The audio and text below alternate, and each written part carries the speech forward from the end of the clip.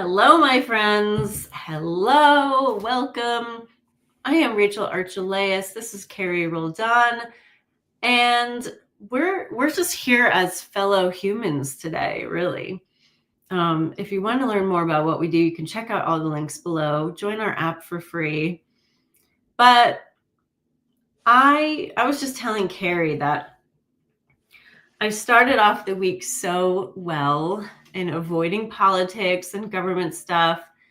And then all of a sudden, I couldn't unsee what was going on in my own state. And I was telling her, like, my goal for this year is not to ignore everything. It's not to just like be blissfully ignorant. It's actually to be able to see what's going on around me, but just not have that big emotional response. That way, if I see something I can contribute to and help, like today, I can go to this hearing about the bill in Utah. I can just bring myself, right? I can bring all of my truth, all of my alignment to the situation, all of my love and my science, and contribute in a positive way. And so that's what gave me the inspiration for this live stream of Don't Give Up, because I think already so many people in this country are feeling victimized and in fear and in lots of things. And if we all just give up, then that's a choice that we are making, really, to comply with others. We don't have to do that, right? I know it's very hard. It's very emotional for some people, especially, but we don't have to give up. And we also don't need to become warriors and, like go on the offensive. We can be aligned. We can take steps each day to live our lives to the best of our ability and to show up in the face of opposition. So that's why we're here today. If you're into that, let me know. Well, I'm really glad that we're talking about it. And Rachel and I, just before we went live, were talking about how to stay aligned. And maybe actually, Rachel, you can give me your input on how you feel about this, but how to stay aligned and speak truth, or be in your truth without slipping into fighting against, without like stepping down to a level that feels shitty. Yeah, it's hard. It's hard. It's very hard, right? Because we're so taught that it's like one against the other, this or that. And if we want to stay in our truth, that's not true, right? There is only love.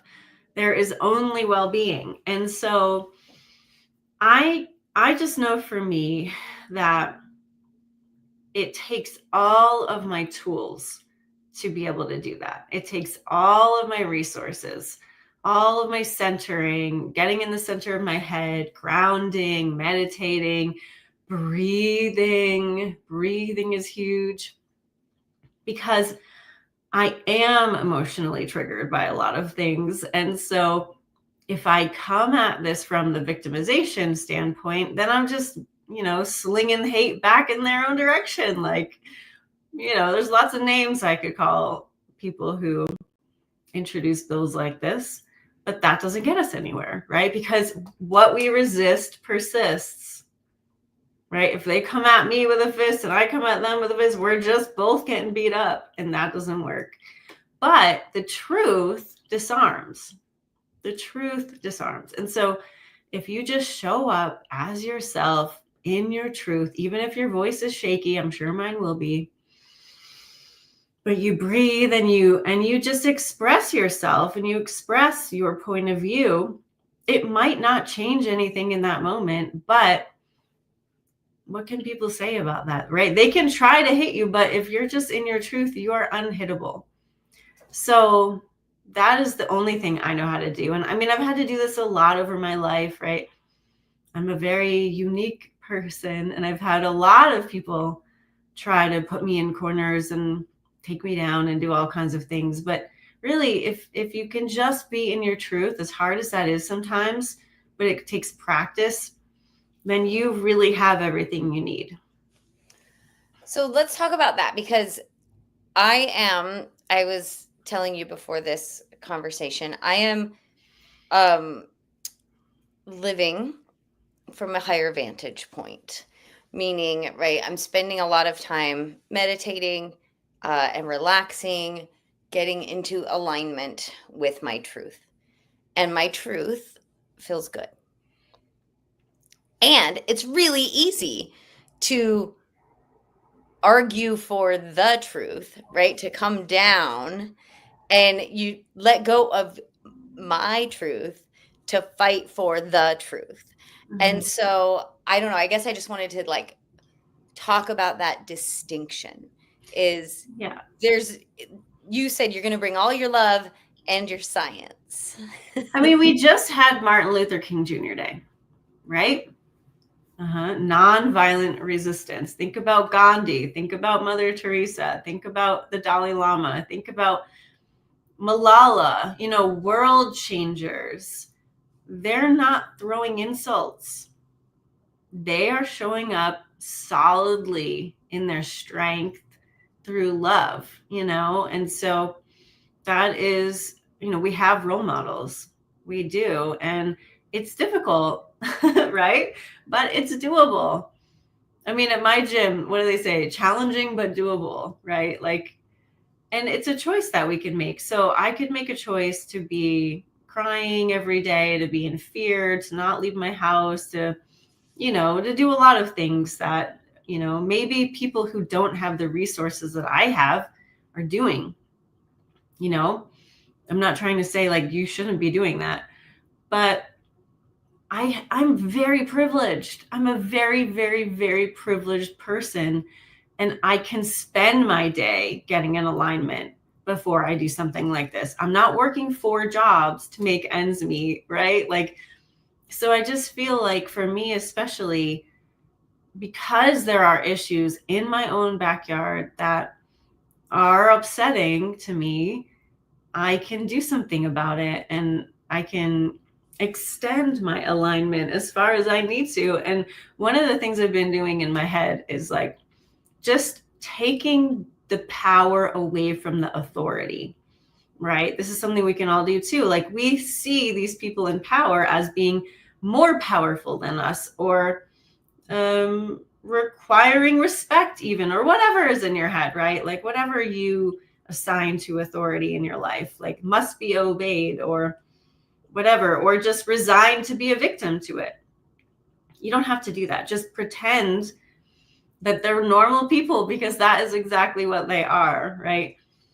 Take them down a notch, right? Like Carrie's yawning. Yes, we are getting somewhere. Like, just remember that they're not above you and you are not below them. You are all equals. Everyone on this planet is an equal. And so they deserve respect, even if you don't agree with them, just like you deserve respect, which is hopefully where we can get to. So it makes me think of this. I wish I could know her position in her religious affiliation. I don't know. She's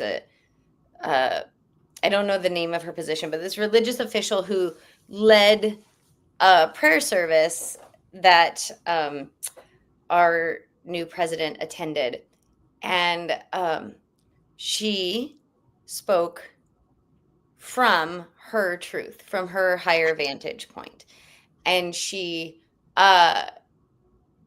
gave a beautiful and thought-provoking sermon and was able to be in her truth and speak the truth. And what I have seen since then is that our, toddler in chief responded as one might expect from someone from at his level of operating, and that she has very much stayed in her truth. That she has, and I don't know how the rest of the world is perceiving her, but I perceive her from that, like you're saying, that Martin Luther King type, Gandhi type, that she did something that other people are going to say was brave. And she's going to say that it wasn't necessarily brave. It was just, that's just what I do, right? That I can't not do that. I can't not speak the truth. And she, coming from, maybe some people see her as coming from a higher vantage point because of her religious training. I see her as coming from a higher vantage point because it is very clear that she knows who she is and what she stands for. Like, she's just standing in her truth. And those types of acts, right? That is something, I mean, I've already seen like a huge campaign. Apparently she wrote a book on being brave. And, there's a ton of online campaigning right now, like buy her book, make it a bestseller, like make this woman a hero, like all of the things. But from my perspective, it wasn't an accident that she was the person who was giving that, service that day. Like, but that all she was doing was living in her aligned truth with the TH, not an F. And whatever is said about her after the fact, whatever hate comes her way, it's missing her. It's like, yeah, and that is a benefit of alignment as well, right? Like, it doesn't matter what's flung at you if you're standing above it, right? Like, I think the other thing to really think about in this position is, like, she probably did need bravery to do that. I need bravery to talk today. I don't want to talk to people.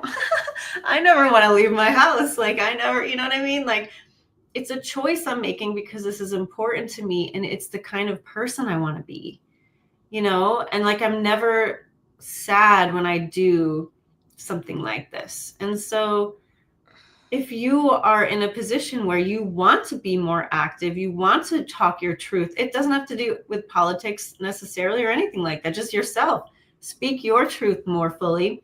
It does take bravery, and it's okay to do that in fear, right? Being brave is about doing something where, pushing your fear aside and doing the thing you really want to do.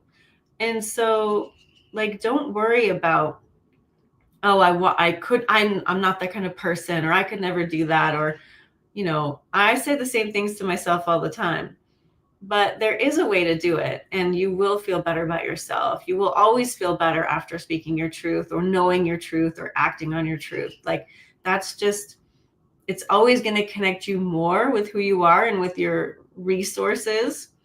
So practice it, even in little ways, Again, I'm going to stand up because there's something I need to get. But it is reminding me of the thing that I say frequently, right? Which is behave like the person that you hope to become. And sometimes you have to feel brave. If the person you hope to become has different habits than the ones that you have now, it can feel brave to pick up one of those habits that you hope to become. But guess what? You don't get to like embody those habits until you practice them. Yes. So I'm looking. So I have this card deck, and this card has been coming up for me and my clients a lot. And it's a little bit creepy, and it says the crone. Do you like, in your brain, do you have a definition for crone? Like wise older woman. Okay. That is what this card is about. But I always have like a negative connotation for me, like kind of like crusty, weird, like angry. So that's why I was like, a crone, what the heck? But it basically, this has been coming up, right? It's an archetype. But it's one of the things that it says, I'm just going to read. If it says, the woman in her fourth stage of life is often seen as past her prime. Fools underestimate this woman. She has entered an era of freedom from the constraints of culture and family. She gains unlimited personal power and is granted access to the wisdom only age can bring.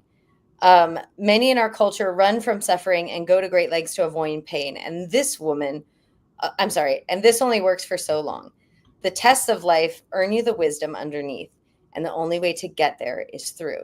If you've drawn this card, you've passed your last test. The secrets of time that were only available to your witchy ancestors are opening for you, and and time works for you now. And I don't know why, but that reminds me of us in this moment of like, I feel like this woman has like zero fucks to give. Yes. Yeah. And I feel so much that is where we are, that we have wisdom. We are the crone. We are the wise older woman, older meaning older than 30, right? And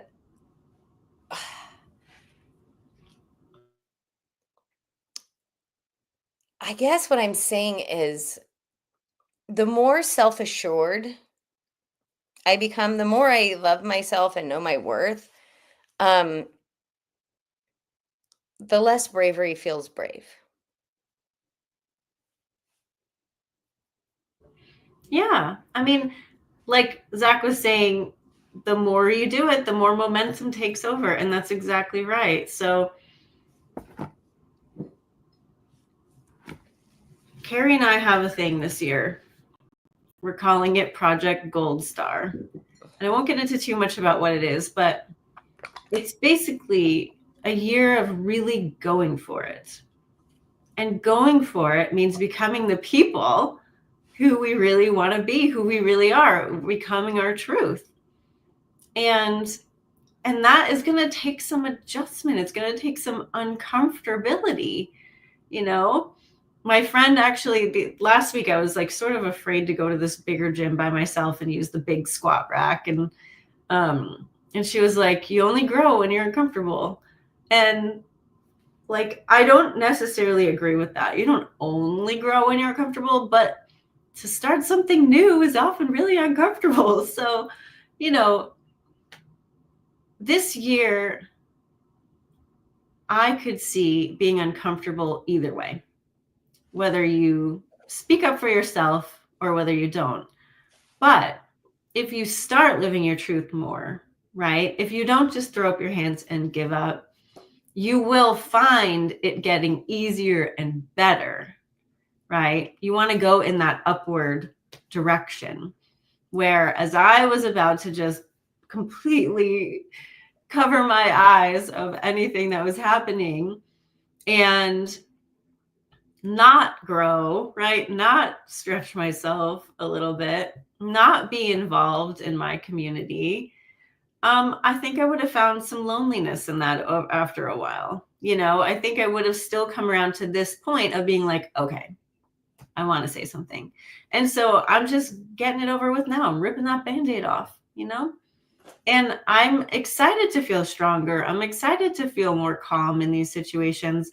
I look at people like Pete Buttigieg and Katie Porter from California, like total badasses. Oh my God, I want to be them. They are so inspiring to me. And if I'm inspired by them to that degree, then I know there's a part of that for me.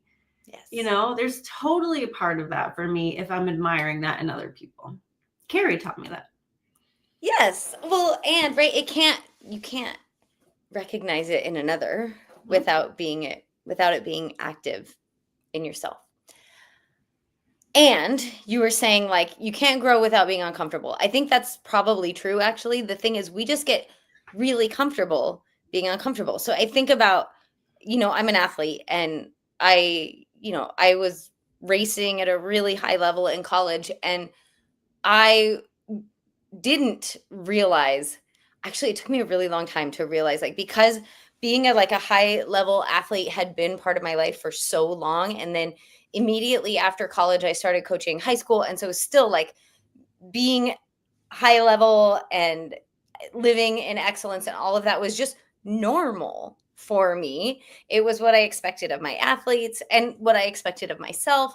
That it wasn't until like a long time, like probably after my second baby, that, I was in preschool with the other moms, that I realized like, oh, not every other like female out there who, doesn't have to work a 9 to 5 or whatever. Like not all the rest of these moms are like trying to figure out a way to get their hour run in and their 45-minute lift in every day.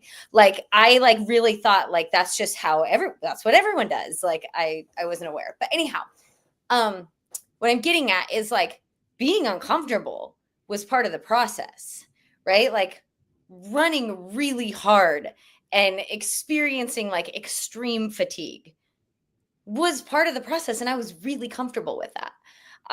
So much so that when I had a baby and people were like talking about childbirth, I was like, oh girl, that was nothing. Like, and I know everybody's experience is different, but what I'm getting at is like, I was so used to managing the waves of pain and doing all of that. Like I had lived in growth for so long that things that were seemingly uncomfortable, were supposed to be these big uncomfortable things, just weren't. They were a new way, but they weren't. And I am experiencing that right now. So the more I use our app, the more I show up every day and meditate every day and ground every day and appreciate every day and just do like the little things. It has gotten me more in touch with what I want instead of what I don't want.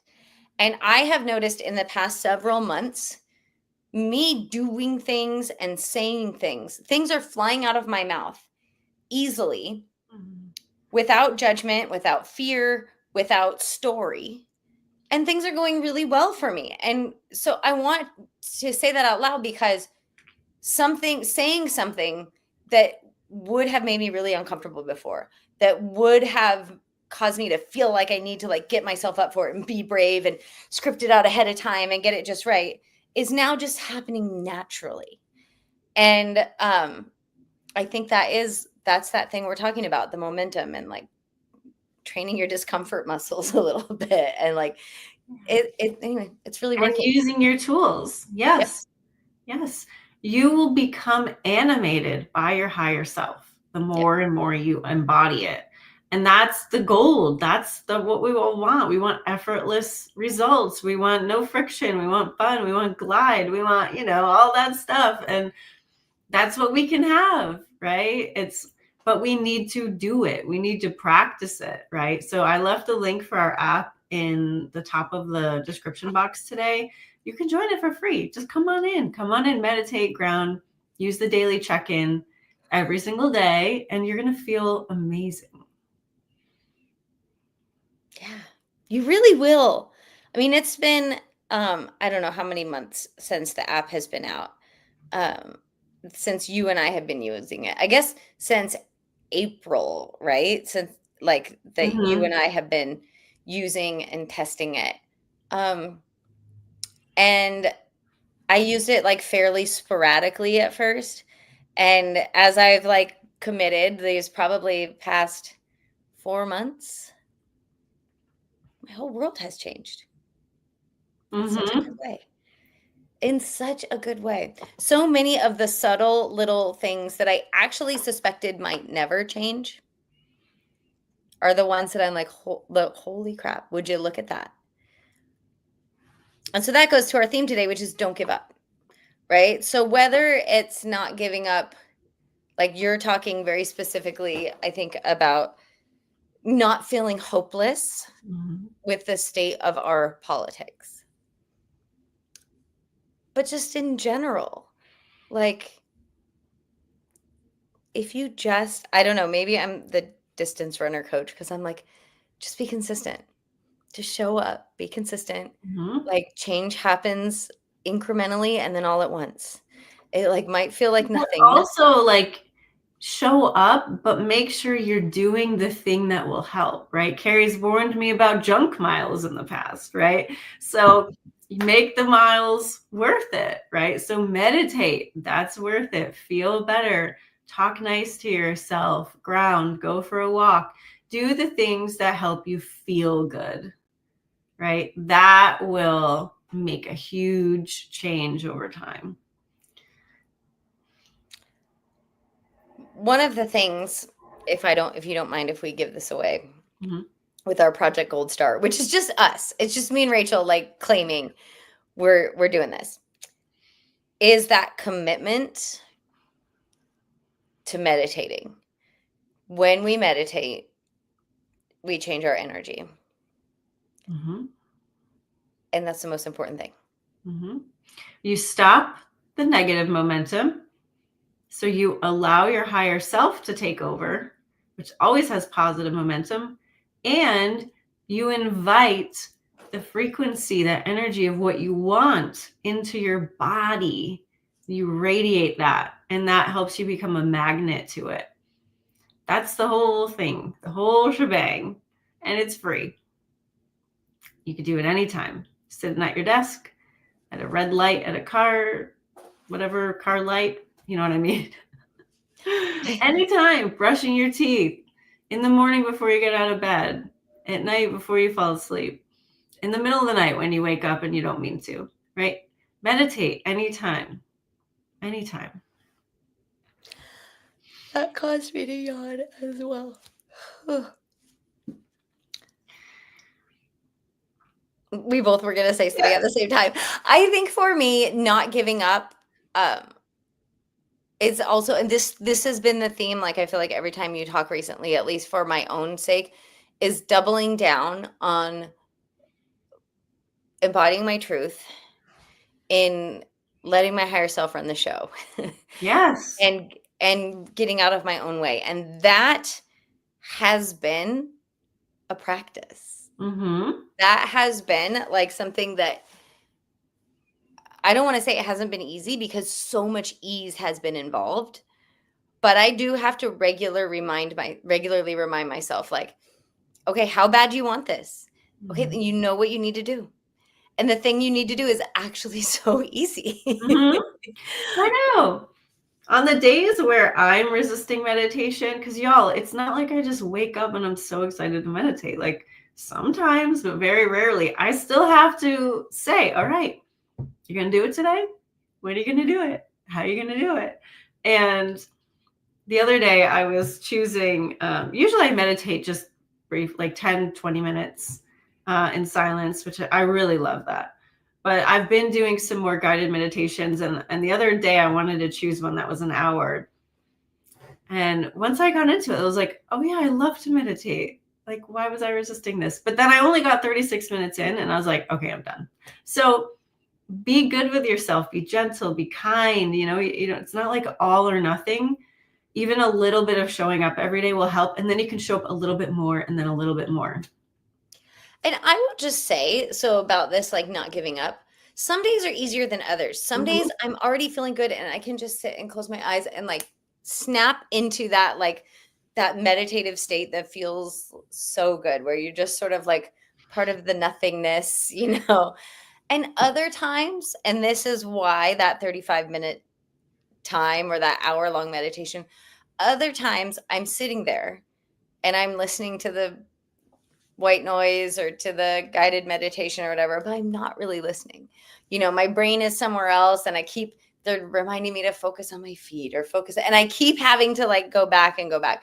And those are the times that I need that like 35-minute meditation, because it takes me 15 or 20 minutes just to finally like settle down. So that is also a like don't give up moment, is like, okay, I know this is hard for me right now. And I keep like, wait, I'm meditating. Oh, I need to do that thing. Oh, I better write a note about that. I don't right like just don't give up. You'll get there.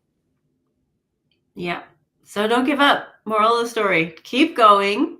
Keep showing up. Keep doing things that feel good. Keep living your truth. And you're going to feel great, right? You're going to feel great. And any emotional charge that you get from stuff will dissipate over time. It will. And then, you know, you'll get to the place where hopefully I'm at right now with your hardest things and my hardest things. We're like, I can choose to come at this differently. And that's where I'm at. I'm choosing to come at this differently. I'm choosing to come at this from a grounded, calm, aligned state. We'll just see what happens. And you know what? Then I'll go about my day and I'll do my fun things and my life will be great. So I'm really excited about being involved and still having my year of fun. Well, I would say you are being involved and being detached. I don't feel detached. I see you as, maybe detached isn't the right word, but I see you as detached. In, if you're going to rise above, if you're not going to be triggered, right? If you're not going to rage against, then you're just standing in your truth and not letting whatever nonsense anybody else is saying affect you. That feels like detached to me. I think so. I would have said detached many years ago, maybe even 2 years ago. But the more love I possess and the more grounded I've gotten, because I've gotten way more grounded over the last 2 years, it doesn't feel like detachment anymore. It feels like embodied love. It feels more attached, honestly. It feels closer, it feels more intimate, it feels more, yeah, it feels more, not like attached, but it feels more real. For me, I lived most of my life detached, and so I'm very good at that. But I'm focusing on how can I remain in love and be here and feel the love for the people that I feel it for, and the communities I'm caring for, like, so I would say that's more how I see it and how I feel it. That feels grounded in love. Yeah, exactly. Mm-hmm. All right. Okay, my friends, go do good things for yourself, and we will see you next week. Bye, guys. Bye.